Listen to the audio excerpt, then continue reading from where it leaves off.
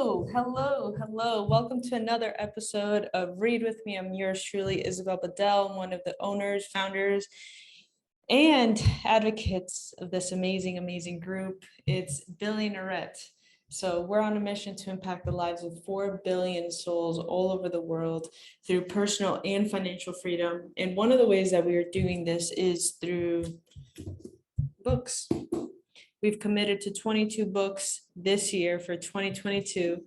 We are in April, okay? And what is this month? We're in the 4th month. We've read about 8 books. We read one book on personal freedom, another book on financial freedom. And wow, I can already feel it within myself that I'm a better person. I can feel it within my relationships. I feel great. I feel empowered. I feel honestly refreshed. And I never thought I would get this feeling from books. And finding the time to actually read these books has been really transformational. Not only, again, I said in my relationships personally, but also in business. Like we have multiple different companies. One of them is Ivy Leads. Make sure to check them out. We help coaches automate their life and increase their productivity to the fullest extent using an awesome all-in-one system, right, to automate things. And then we have another company that focuses on education, this one.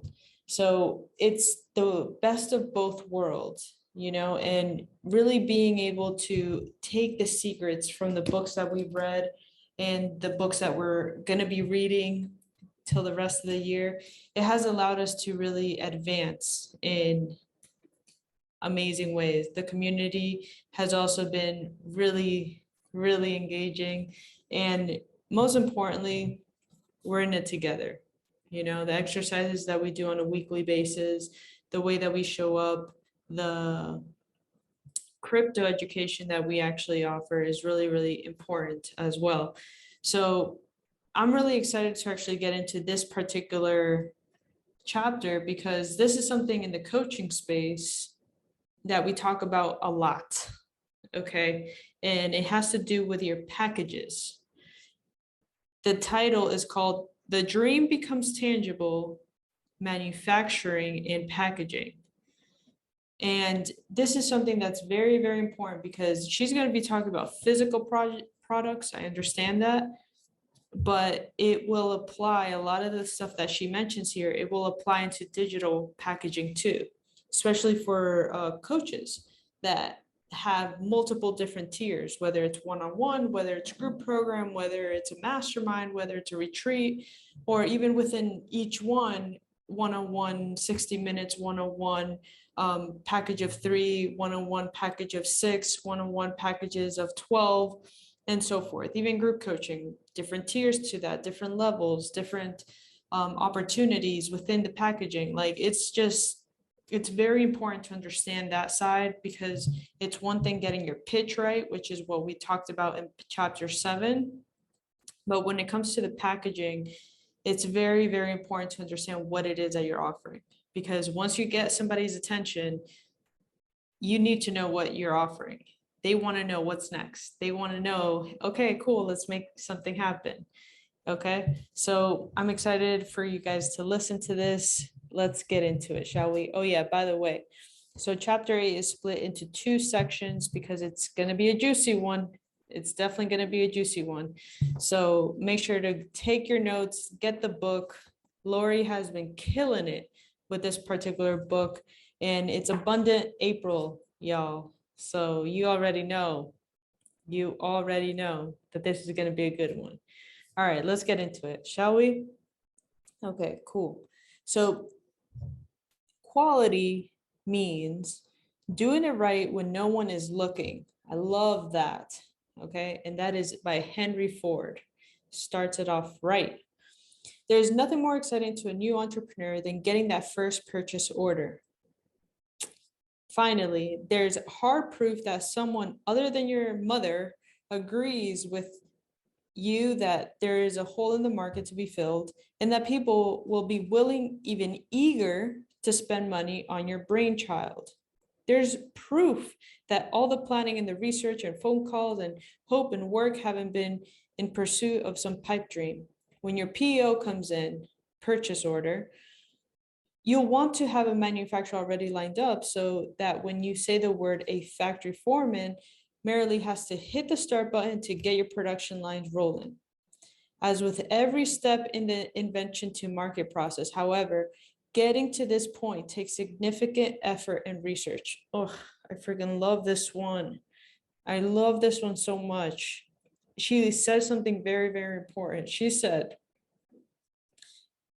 okay, when your order comes in, when someone says, yes, I want to commit to your service, I want to commit to your product, whatever it is that you're selling, and then you hit that button when their credit card runs through, or when they have signed the contract, or when they've decided to take the next step.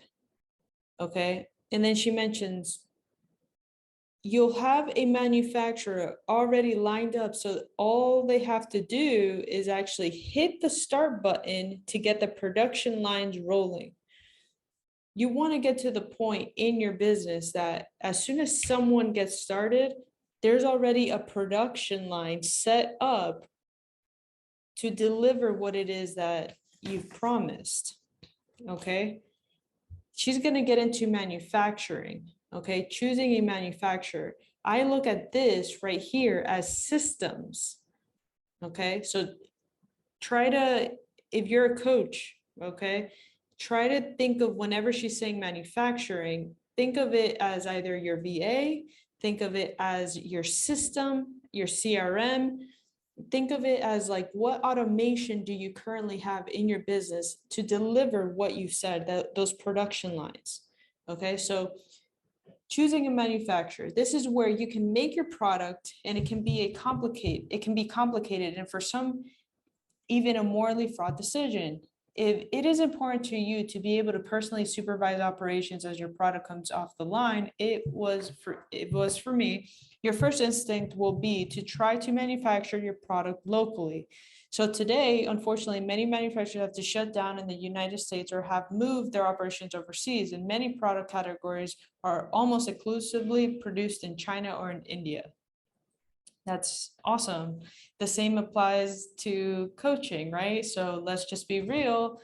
We have a dynamic, amazing team from the Philippines. The Philippines is the number one country. I'll be honest with you. And we've tried them all. Okay.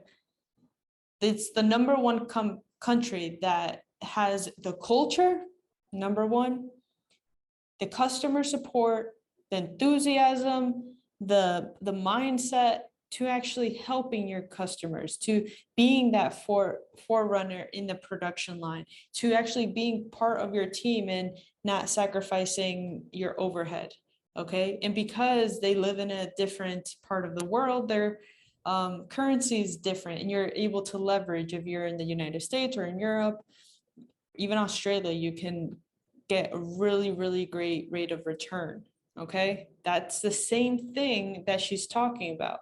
It costs a lot more to hire someone physically right next to you because there's a lot of labor involved versus just getting it done overseas. Okay, many entrepreneurs feel strongly about supporting local businesses and also believe that the Made in America label will serve as a major selling point. I wholeheartedly support that belief and say go with it if you can. Sometimes, however, you may discover that when starting out, that despite your best intentions, you may not be possible for the type of business that you're in. I made everything in the United States for many years, but when I decided to make my products out of wood, that became impossible. The manufacturing costs in the United States are often higher than they would actually be in Asia, India, or any place else overseas. Fortunately, in recent years, we have seen some change. For some types of products, however, it may remain harder to hit the prices the public wants while trying to manufacture in the United States. Manufacturing close to home can sometimes make it extremely difficult to make a profit on some products because you can only charge so much. And if your manufacturing costs are too high, you're not going to make enough money to sustain and grow your company, which in turn is not good for your local economy. If you find this is the case, use overseas productions if you need to, with the goal of bringing your manufacturing back home as soon as you can. Having a successful, thriving business will allow you to employ more Americans and use American resources for everything else, such as your employees, warehousing, or attorneys. Your attorneys, your graphic design, photographer, sales team, and so on. You can put a lot of Americans to work even if you cannot manufacture in the USA. Another way companies sometimes try to keep their costs in check while still doing as much business as possible in the United States is by making some parts overseas and assembling them here.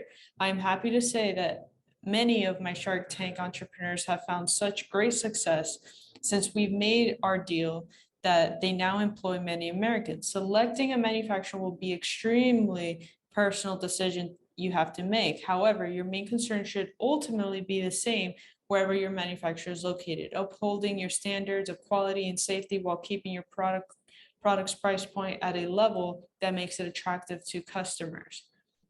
I love this so much because as someone that has, built teams and tried different ways to make it work with either, having people in the US. When we had an office in Austin, we had a physical office in Austin, and it was like, I don't know, it just didn't make sense. Like, do we want 80% profit margins, or should we go down to 30% because we'd rather have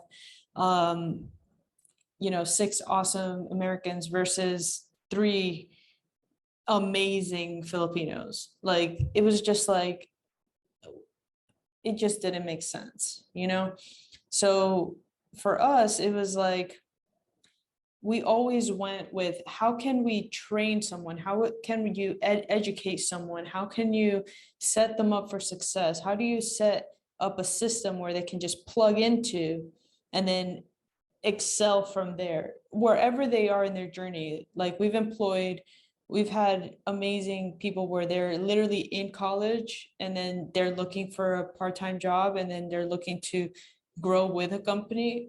Or we once had a team of 10 moms, okay? They all had either toddlers or they had 3-year-olds, and they all came together and they all met up and they all hung out, and they were able to actually use their time together while they're working to build lasting relationships. So like in the Philippines, okay, and even online too.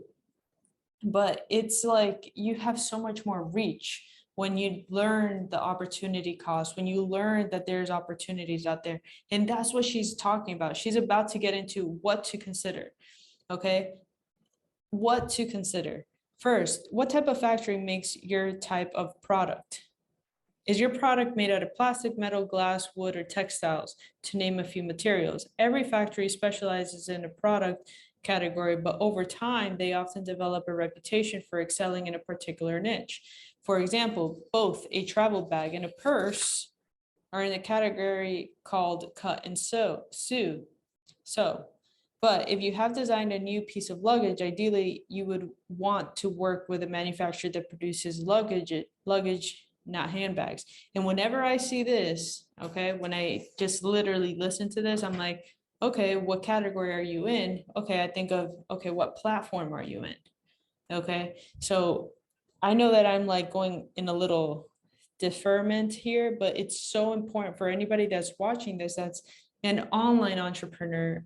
Like, it's very important to understand this part, because she's talking about physical products, and the people, our audience is all online. Okay, which is a total blessing in its own, right?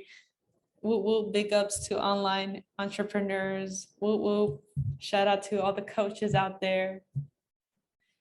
Okay, let's get into it. Whenever possible, select suppliers who have experience working with products like yours. Ask for recommendations from people you meet in the industry, such as your prototype makers or people you might interact with at trade shows.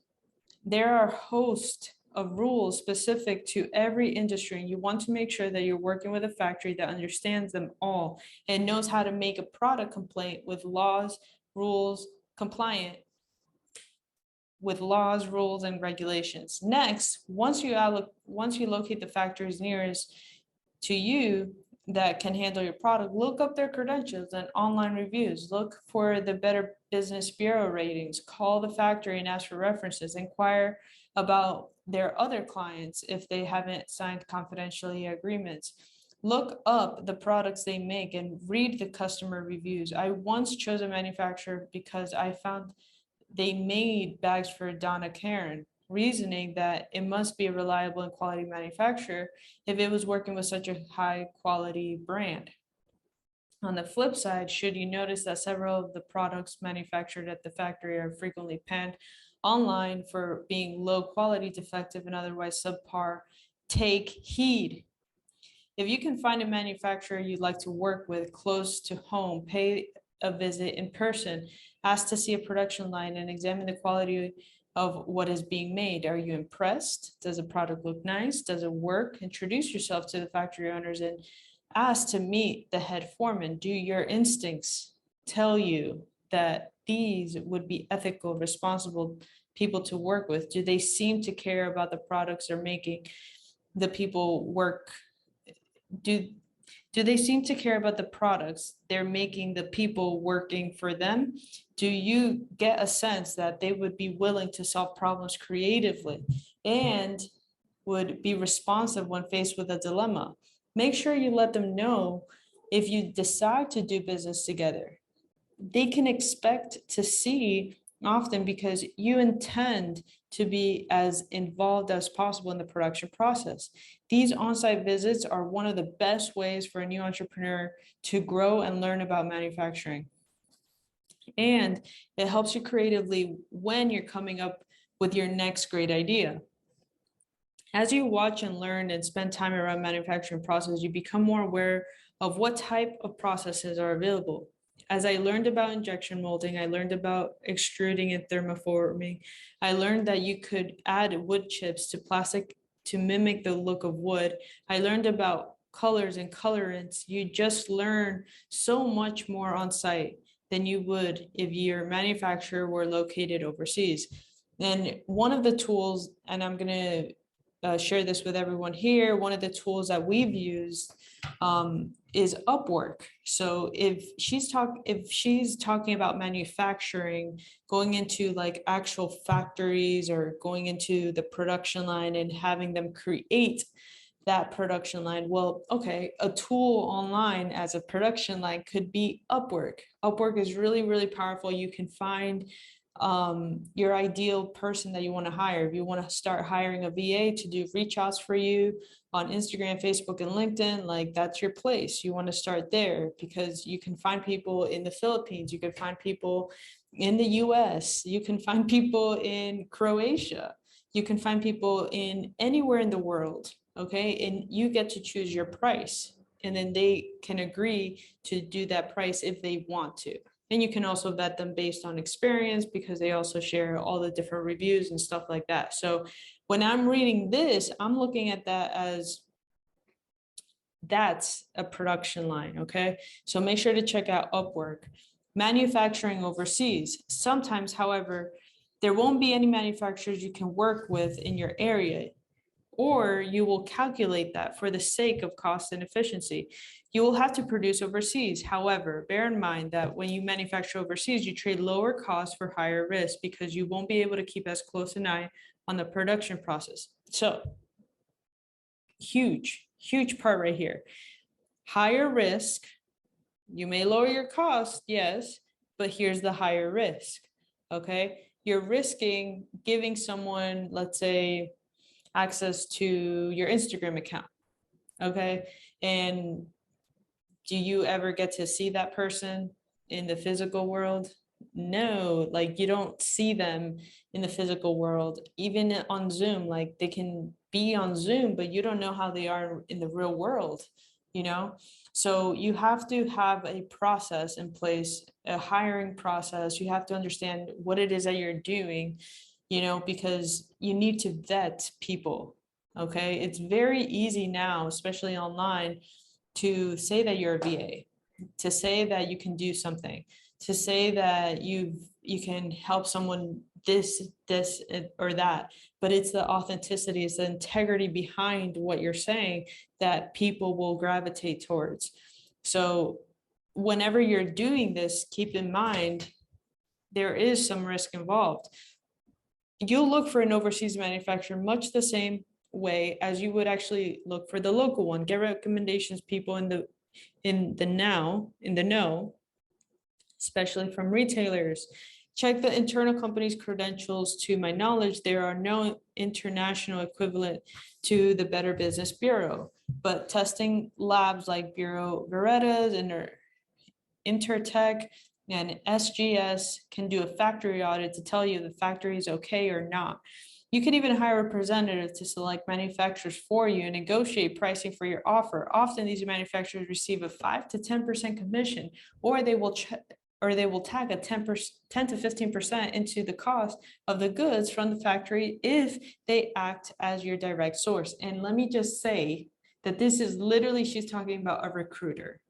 Okay, in other words, she is talking about a recruiter, because if I hire someone right now, or actually if one of my teammates right now, I ask them, okay, go to Upwork, put up these specific job posts, actually put 3 different versions of each job post and vet the people that apply for them, do interviews, ask them the right questions, see if they qualify.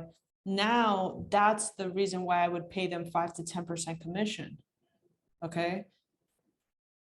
If they were an outside person outside of our organization and we actually went to a company, they would probably take 10 to 15% of the annual cost of that particular person. So keep this in mind. This is freaking awesome. For that kind of money, however, they should do far more than just make the connection between you and a reputable manufacturer. They should also do the inspections. Okay, which what does that mean? That's called interviews.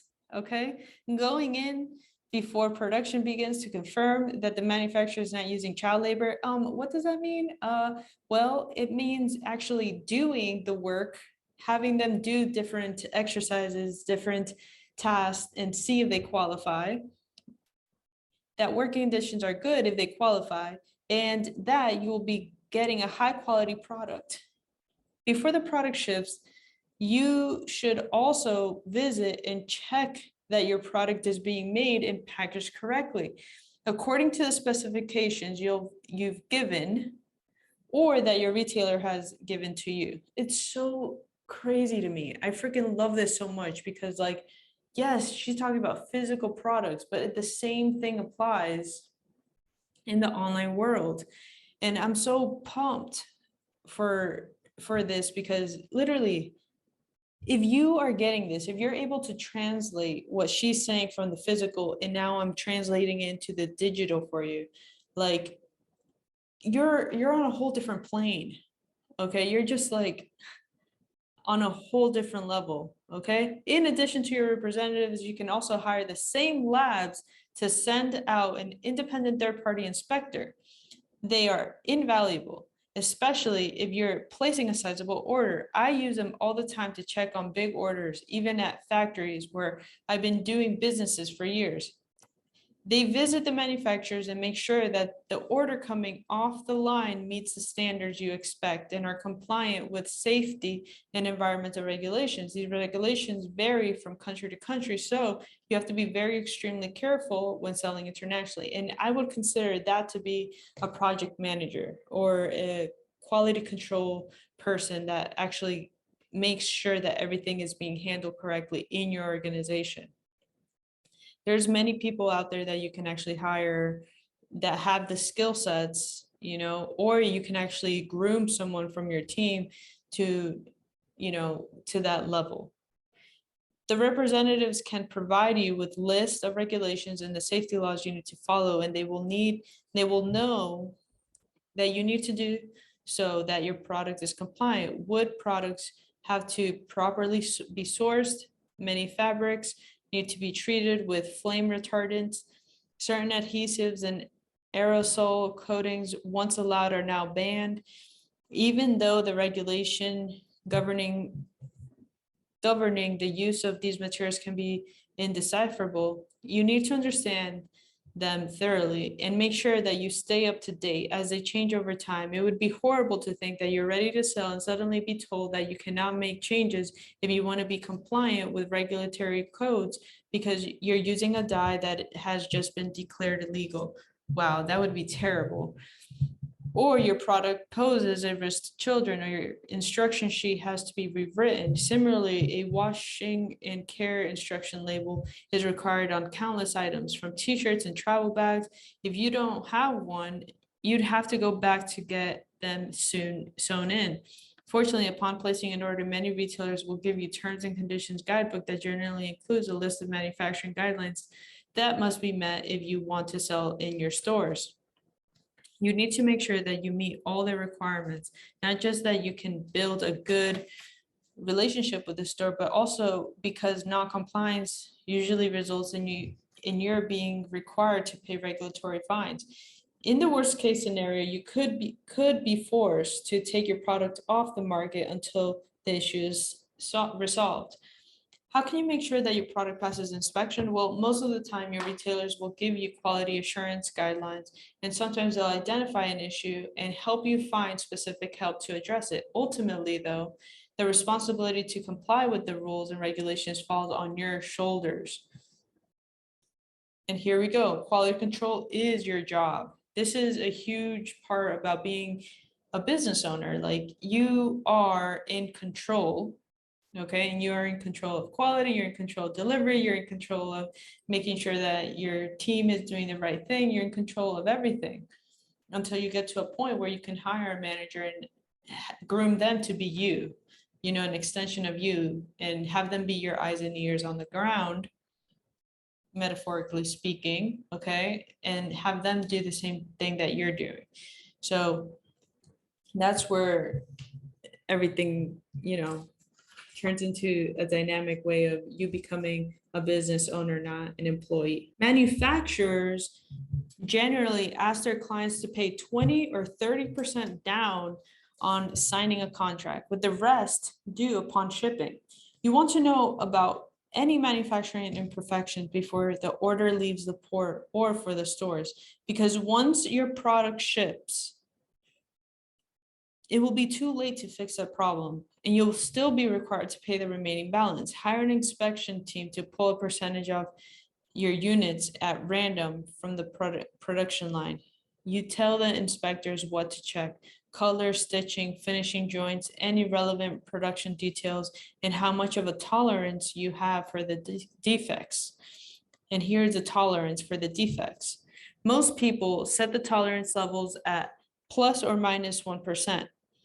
Giving the run a small amount of wiggle room for minor issues like tiny dirt spots or color that's marginally off. So if your inspector pulls 15 samples of your product and finds that there is only a small dirt or one loose thread on one item of those 15, that's a good indication that the production run overall meets your standards of quality. If the inspector notices that 9 out of the 15 samples have a zipper that catches rather than glides, well, that's a reliable indicator that there's a problem with the entire batch. Now, you can show your factory the inspection results and demand that they fix the problem. You have leverage because you're under no obligation to pay your balance until the product ships.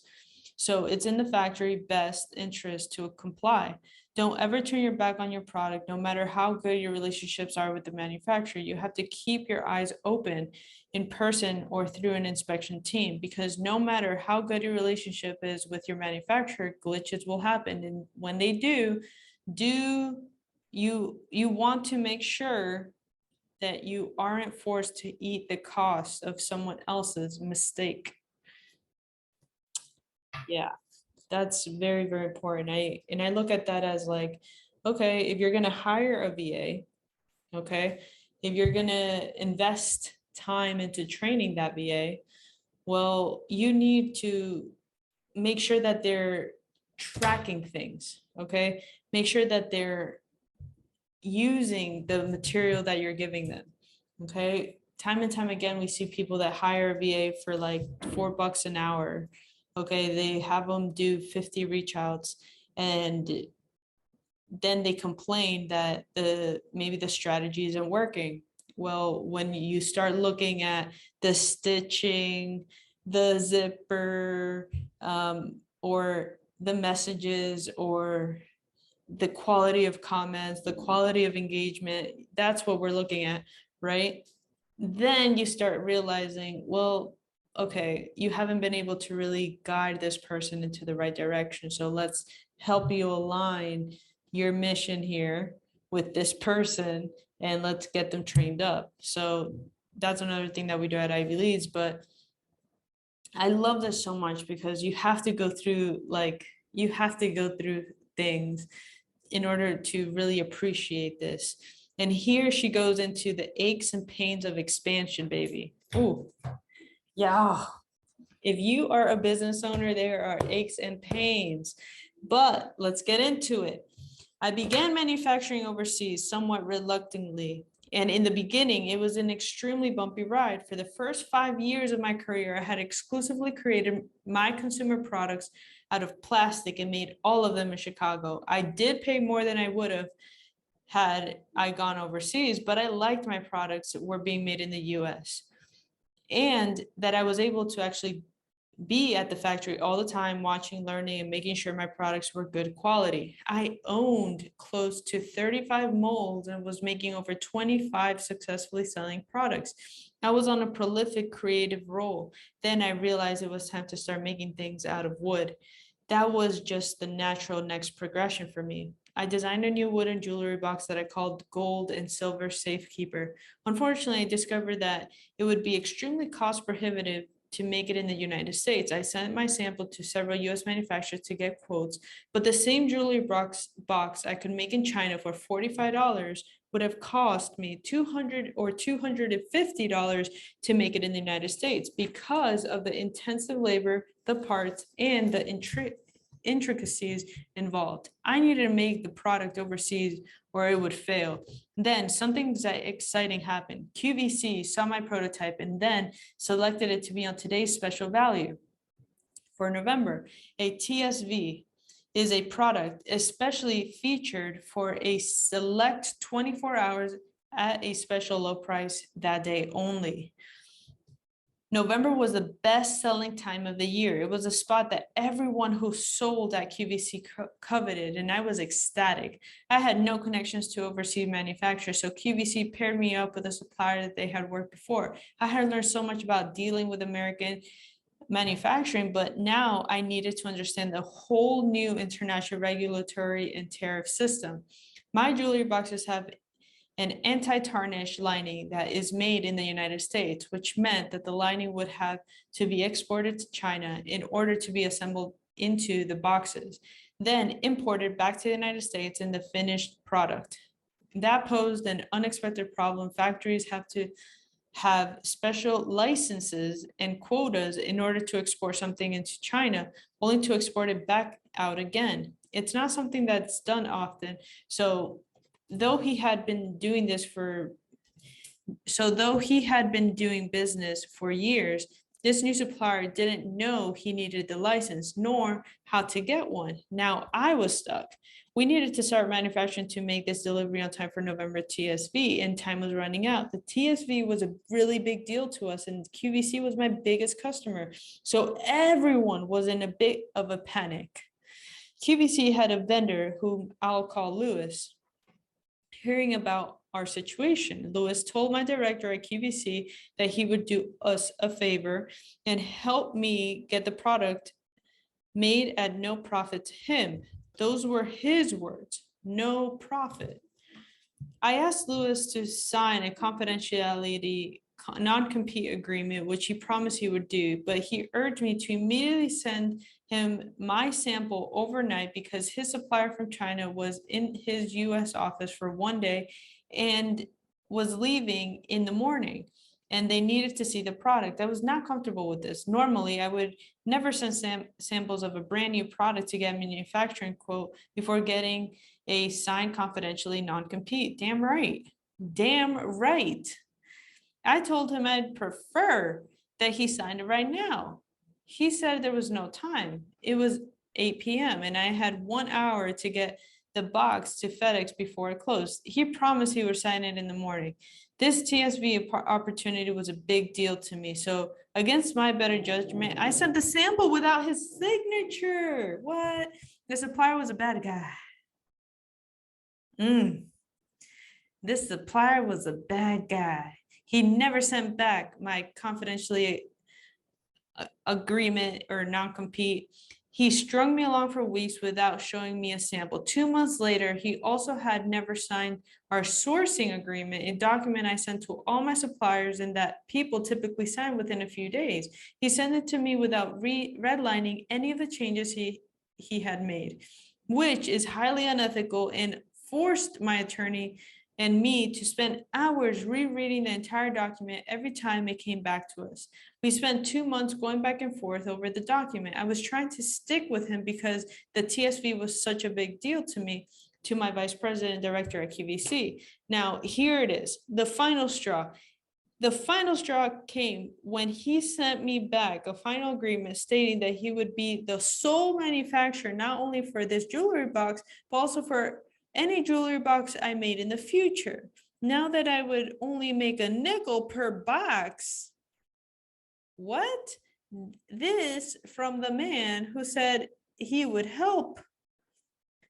QVC made me a favor for no profit. Then when I called the VP of QVC, explained what happened and told him that I had to pull out of the TSV because I couldn't sell my soul to the devil. Well, he actually understood.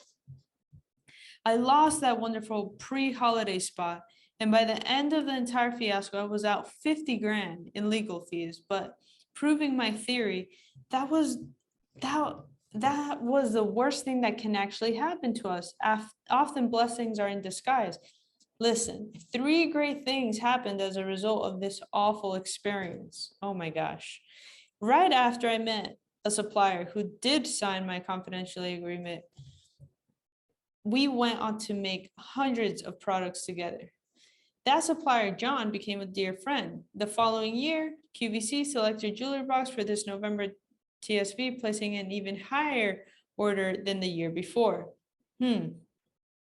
That's great. Few people realize how complicated it can be to produce a highly relative, simple looking product. Dan and I eventually went to China to visit the factory where our wood full-length mirror jewelry cabinets are made.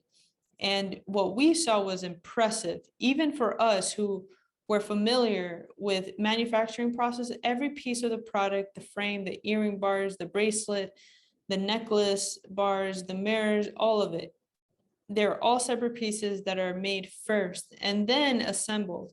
Each has to be cut, stained, dried, and recoated one at a time. Then there's a frame for the entire cabinet, which measures 60 by 3 by 14 inches. Once a frame is painted, the workers hang the piece on a giant hook attached to an overhead conveyor belt. Imagine walking into a factory the size of 3 football fields and looking up at this merry-go-round system, like what you might see at the dry cleaner, spinning these large cabinets around in a circle above your head. There's no place to store them, so they just stay up there until they dry and ready to be removed for final assembly. When we were told that the factory can make 40,000 of these mirrored jewelry cabinets, we could not imagine the scale such an order represented and how much space it would require. The product required many steps to assemble, from connecting the mirror to the frame, to lining the interior with the anti-tarnish fabric, to inserting all the pieces inside the hold the jewelry, not to mention the sanding, the staining, and the thousands of packaging boxes. It was impressively well orchestrated and organized. People don't realize what is involved in making many of the products that they use every day. I was in awe. And I agree. I love that she went to the factory. I love that she got to see the production, got to be in the actual space where, you know, these people are actually creating that product. It's one thing to talk about like, oh, I want to, you know, a team, or maybe I want to hire someone. You have to get in your stuff in order, you know, you really do. And I love that she's like, people don't really realize what is involved in making many of the products that they use every single day. Like, it's so, so important. So I'm really pumped about this. I hope you got a lot out of this chapter.